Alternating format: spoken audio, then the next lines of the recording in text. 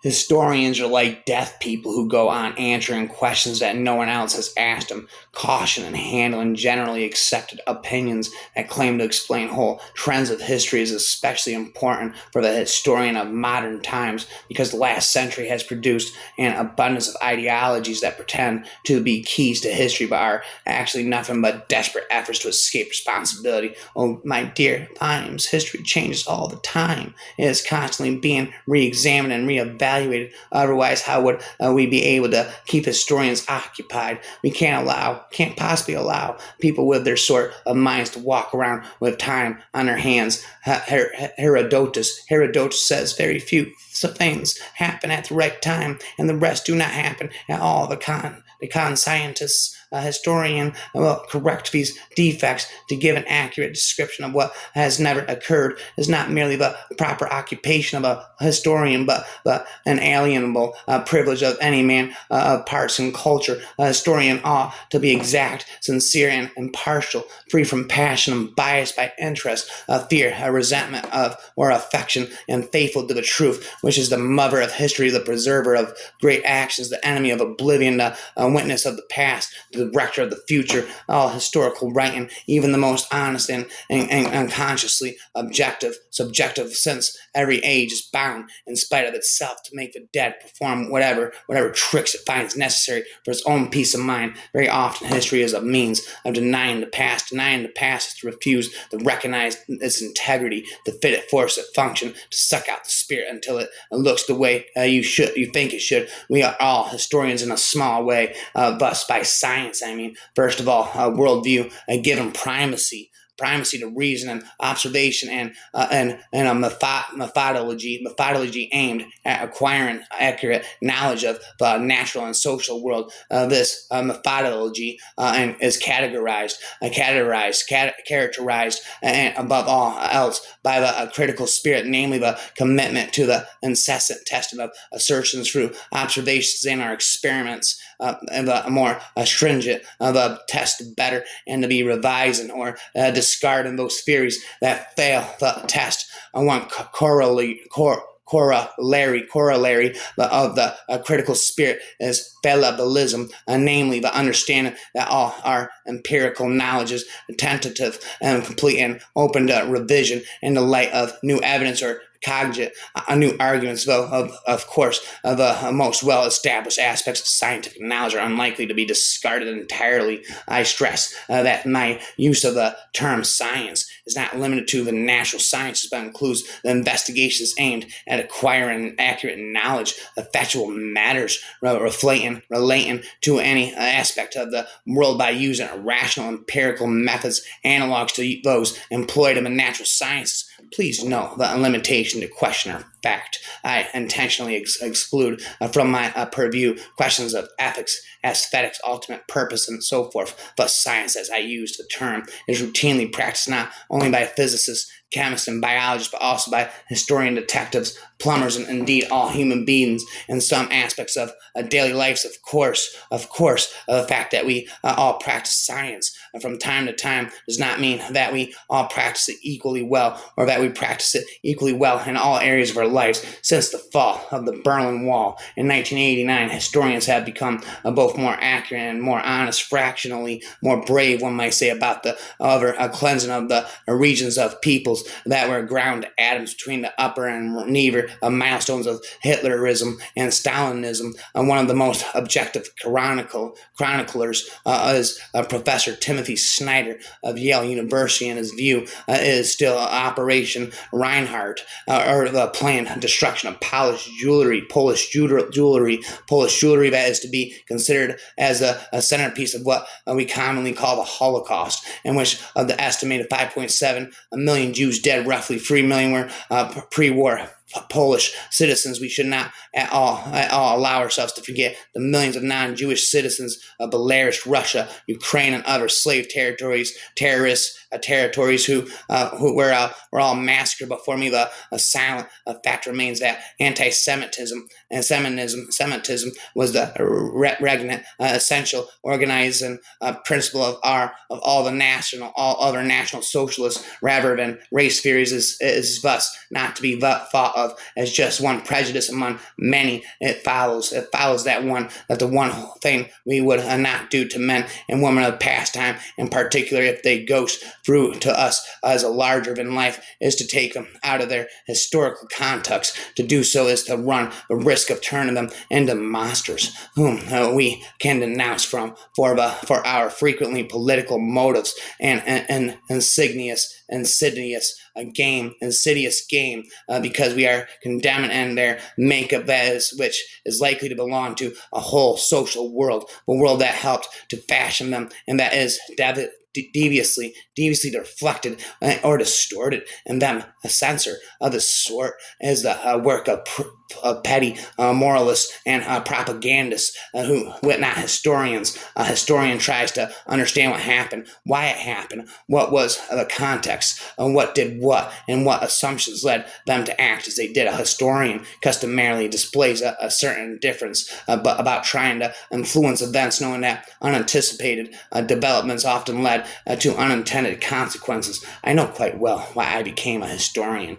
It was because dissension was frowned upon when I was a child. Don't argue, Claudia. Claudia, you must not answer back like that. Argument, of course, is the whole point of history. Disagreement, my word again, shares this evidence against that. If there were such a thing as absolute truth, the debate would lose its luster. I, for one, would no longer be interested of his approach as offered by the historian K.M.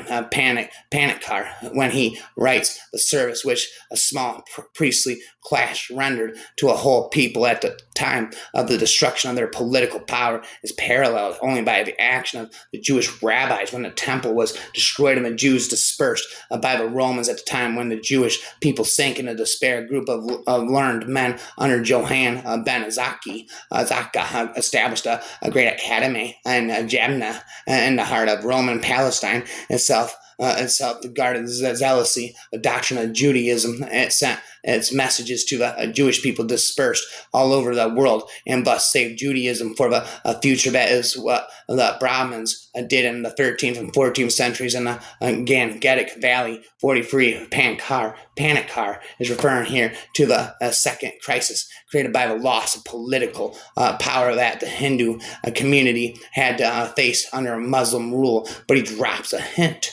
which might prove helpful for us as we investigate the first crisis to which the constituted a response. And it so happens that the Jewish community also faced a crisis caused by the loss of political power in the first century when the Romans destroyed its temples in Jerusalem. Panikkar, and the passage cited earlier refers to his incident and as to how the community was saved at this moment by the creation of rabbinic Judaism, which was centered not on worship in the temple but in following Jewish law as collected in the Mishnah on compendium of oral law, which was compiled through the efforts of Rabbi Johann ben Zakkai. That the fact that was similarly compiled around the same time provides an interesting parallel. This was especially so as its goal was also to save a community which had lost political power by placing its focus on what we might call social power as a counterblast to it, a society so a greater hazard built into the very nature of recorded history is overload of the negative, disproportionate survival of the bad side of evil, misery, contention, and harm in history. This is exactly the same as in the daily newspaper. The normal does not make his news, the history made by the documents that survive, and these lean heavily on a crisis and calamity, crime, and misbehavior, because such things are the subject, a matter of the documentary process of lawsuits, treaties, moralists, denunciations, literally a satire, papal bills. No pope ever issued a bull to approve of something. I'm not sure you even know where your truths end and where your lies begin. When history repeats itself, historians repeat themselves. A historian who doesn't want to make history is a bad historian. News is full of noise. History is largely stripped of it, standing jaggedly on a Senlac Hill where Harold Goodwinson died, possibly as a result of having taken a narrow and arrow to the eye, though possibly more warmly than that. Some historians have felt constrained the point to point out, dear, oh dear, you appear to have accidentally captured someone's imagination. Put it down immediately and return to your researching on crop yields, and everyone discovers that people are not maximizing utility, they're murdering each other. And so then the geopolitics gets let back in. She said, whoever heard of a colored historian had eyes flashing with anger. He was bewildered and hurt in a funny kind of way. He had looked at her thinking, why should you who are colored try to destroy me, discourage me? And why should the history teacher who is white encourage me and keep telling me I can't do this thing? Why do you want to hurt me? How can you say that and then turn around and quote, your father, the black man, can do anything if he sets out to do it, if he's willing to work at it night and day, can do anything. To be an historian is at times to be cursed. Some historians, by prioritizing accuracy of information and parading their attentiveness, diligence, and industry, emphasized by only the objective and factual knowledge, which might prove detrimental to their scholarly creativity, empathy, and sympathetic power, as well as their aesthetic judgment and broader understanding of the tide of the 20th century Whig orthodoxy with its unequal emphasis on constitutional history subsided in the mid-20th century to reveal new approaches to history and the Stubbsian realm of latter medieval political history. For instance, the tide's retreat enabled the advance of waters which emphasized personalities and the importance, the political connections, and patronage works. The description may require a study of individual documents, which thereby stimulates examination of informational value, those actors, factors, and features populating the documentary landscape. The sphere of historical research does not readily or exactly correspond with that of our archival practice, but the notion that even if a single component of the latter is omitted from the former, that then validates the profession's collective defenestration of all issues. Historical fails to appreciate the complexity of all arguments. A view of archivists as historians, handmaidens, accepts subservience. Subservience infers disciplinary subordination and implies professional inferiority, which does not realize the scale and extent of archivists' true accumulated expertise. Consequently, if we invert the proposition to pose not whether historians make better archivists, but whether archivists make better historians. Hard to believe I don't even have a GED, but I'm as smart as me. It is possible to consider not whether archivists should be scholars and engage in historical research, but whether the realm of historical scholarship should incorporate archivists and archival activities, playing the role which has always fallen to be historian. The role of the trader, writers, and other artists are mostly just historians produced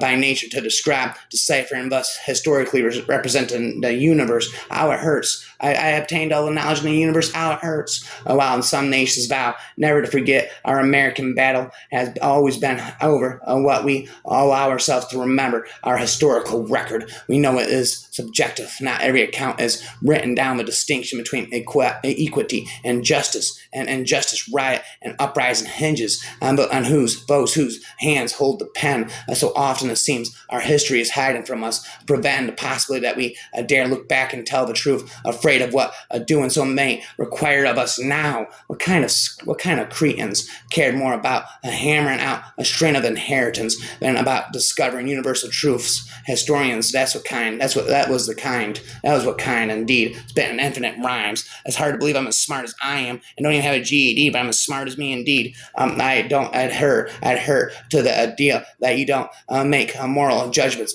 I think history is a moral profession. We don't just look back and say, oh, and here is how they slaughtered the innocents and go move on. It is the condition of the historian to be constantly picturing the past, thrilled and observed by it, without for one moment wanting to be a part of it. I have more respect for a call girl that sells her body but not her soul than for political political prostitutes that sell their soul but not their body. Theoreticians attempting to dissect human history. Theoreticians attempted to dissect human history by force of fit and contrived definitions about modernism and postmodernism are toiling in vain, effectively emptying buckets into a river, a rapids of flowing time. Humans turning electromagnetic radiation into a busyness is going to be regarded by future historians as one of the biggest biological disasters in history. I will be remembered by historians for many things, including hyperbaric therapy for treating human disorders. The truth is, during the early 19th century, a revolution as transport and the growth in population made huge movements of people, and not only possible but inevitable. And the historian should avoid making neat sums and moral arithmetic about the rights and wrongs of it all. Interpreting events, interpreting the universally visible, entirely and indubitable revelation of the author of this universe. How can Dryasdus interpret such things? The dark, chaotic dullard. Who knows the meaning of nothing? Who knows the meaning of nothing cosmic or noble, nor ever will know. A poor wretch, one sees what kind of meaning he deduces from a man's history of this long while past, and has goal all the world to believe of it along with him. Unhappy Dryasdus, a thrice unhappy world that takes Dryasdus reading of the ways of God. Each age wants to see its heroes in its own image and ways that reflect the pieties, and the sentiments of its day. I'll never cease to admire the skill, if not but pragmatism, of historians and mythographers who manage to blend a number of small truths and probabilities into a large lie, which hungry hero worshippers swallow whole without the reservation of a doubt. Anyone who has lived is a historian and an artifact, for they hold all their time within them. And one of the most important finds of recent years, perhaps since the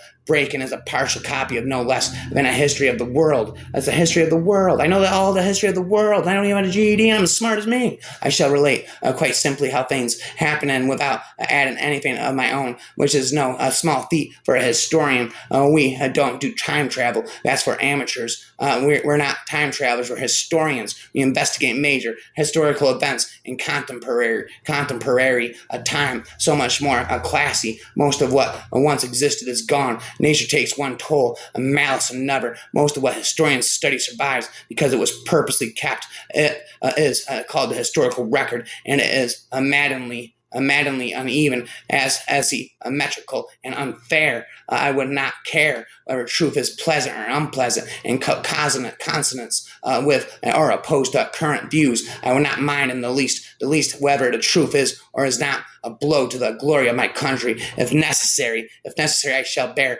in patience the ridicule and the slander of friends in society for the sake of preaching the truth. But still I shall seek truth, understand truth, and accept truth. This should be the firm resolve of the historian. Some sources do not speak for themselves, graciously yielding up facts to the patient researcher who approaches the evidence with his or her mind of a tabula rasa, a daza, a snappa, a chisel my nizzle, cleared up personal views and preferences. Historians select material from archives and libraries with their minds frightened with preconceptions of various kinds, including hypotheses they wish to test, questions they want to answer, ideas about topics and issues they want to explore and understand. I taught myself all this. I spit never ending again. I taught myself all this. I'm spitting this. I wish I was as smart as this when I was in high school. I've spent never ending to you, as seems the rule on your drool. Probability is a light darted on the object from the proofs which for this reason are pertinently enough styled. Evidence plausibly is a native luster issuing directly from the object. The former isn't the aim of the historian, the latter of the poet. A man's capacity to rise above his social and historical situation seems to be conditioned by the sensitivity with which he recognizes the extent of his involvement in it. And they're spitting again and again. I said, if anyone from any thought of school reads, writes, or reviews the history with the selective motives or pledges will not be ever neutral or fair, and will abuse and misuse the history, lead it in a wrong direction due to the bitter fact that most historians and authors execute such conduct for historical accuracy. We have scrubbed all dissenting opinions from history. That may sound contradictory, but I don't think that we can do without an idea of truth, even if we know that we are generating hypothesis and interpretations. The idea is to inspire the quest, not insist upon an answer or promise an assured outcome. It's an utopian project. The subject is not that important. It's just a pathway into problems. An ambitious freshman congresswoman demanded funding to put a public historian in every zip code in the country. A correction for what she called a contemporary crisis of truth. It was pitched as a new public works project for the intellectual class. So many of us lately busy driving cars and delivering groceries and completes tasks on the demand to make ends meet.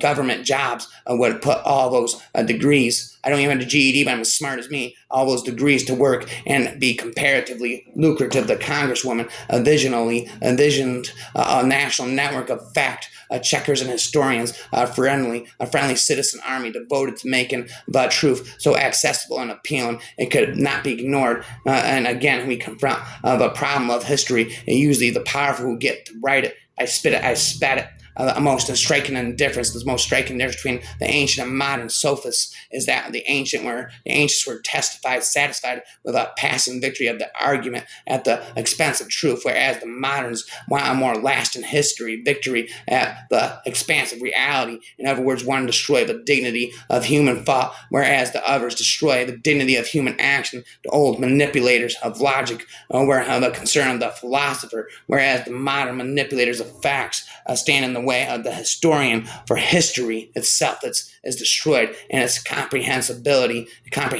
based upon the fact that it is enacted by men and therefore can be understood by men, is in danger whenever facts are no longer held to be part of a parcel of the past and present world and are misused to prove this or that opinion. History too has a penchant for giving birth to itself over and over again, and those whom it appoints at ages of change and progress do not always accept their destinies willingly. The good historian is like the giant of the fairy tale. He knows that wherever he catches the scent of human flesh, there his quarry lies. Where actual evidence had been a bit sparse, he had, in the best traditions of the keen ethnic historian, inferred from revealed self-evident wisdom, make it up and extrapolated from associated sources, had read a lot of stuff that other people had made up too. My tutors all said that the greatest of the wizards died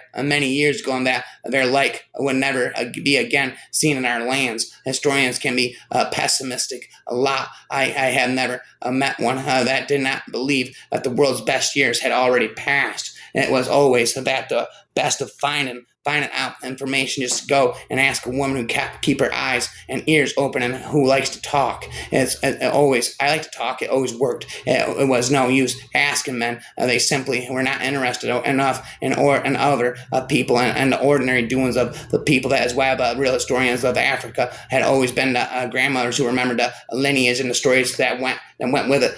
Though historians occasionally try their hand at prophecy, without notable success. The study of history aims above all to make us aware of possibilities we don't normally consider. Historians study the past not in order to repeat it, but in order to be liberated from it. I am not a writer. I am a historian for another world.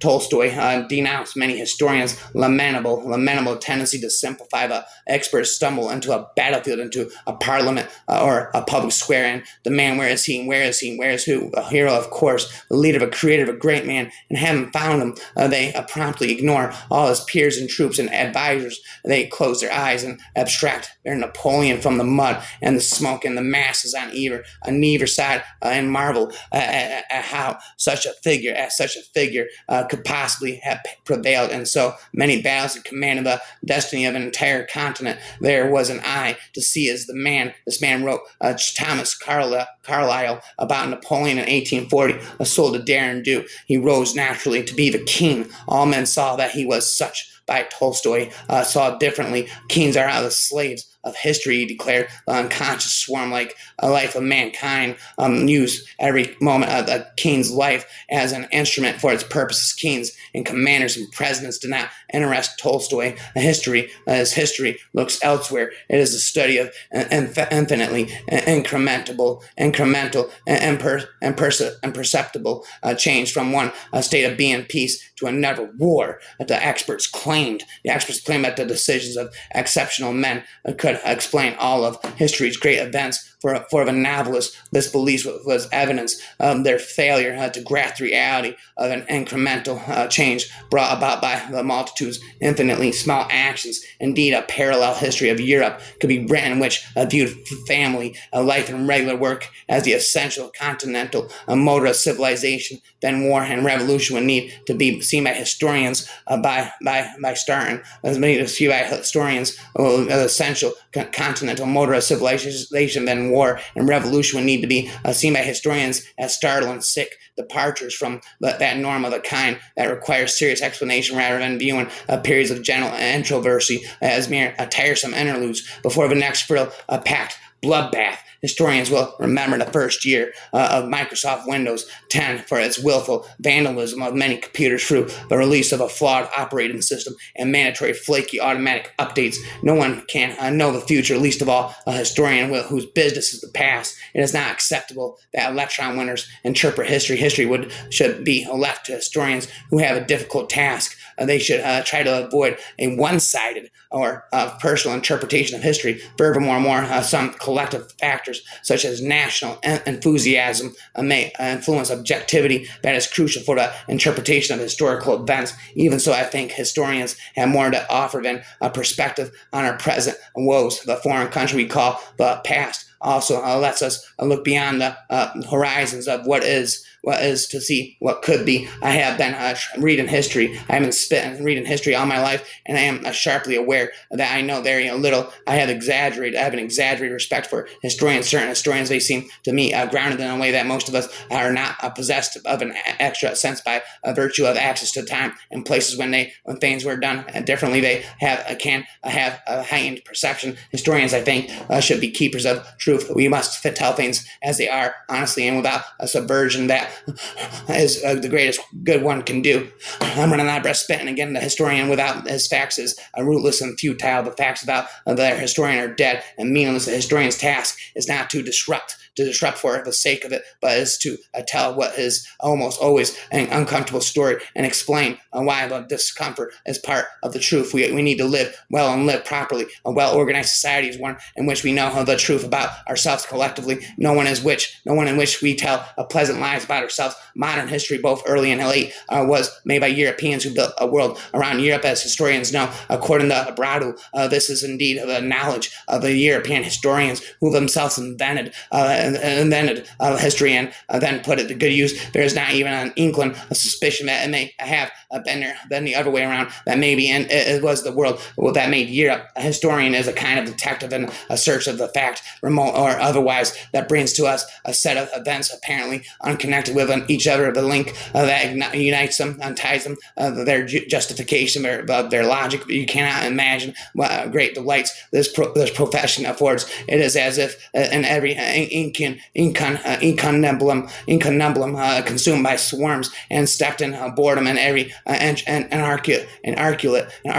articulate scrawl, and every collection of forgotten chronicles, an articulate scrawl, and every collection of forgotten chronicles of these presides a mischievous sprite winking at you, who at the appropriate time confers on you your reward in the form of renewed wonder. The historian, on the contrary, cannot experiment and can rarely observe. Instead, the historian has to collect his new evidence, knowing all the while that some of it is useless, and much of it is unreliable.